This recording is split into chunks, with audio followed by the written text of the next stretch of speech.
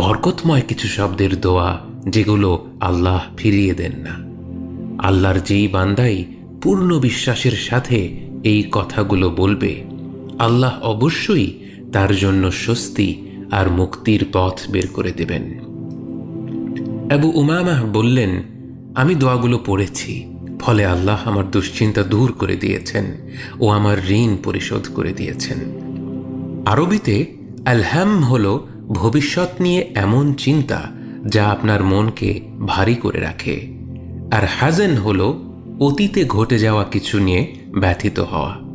এই দোয়ায় দুটি ব্যাপারকেই উল্লেখ করা হয়েছে, অতীতের কষ্ট এবং ভবিষ্যৎ নিয়ে উদ্বেগ।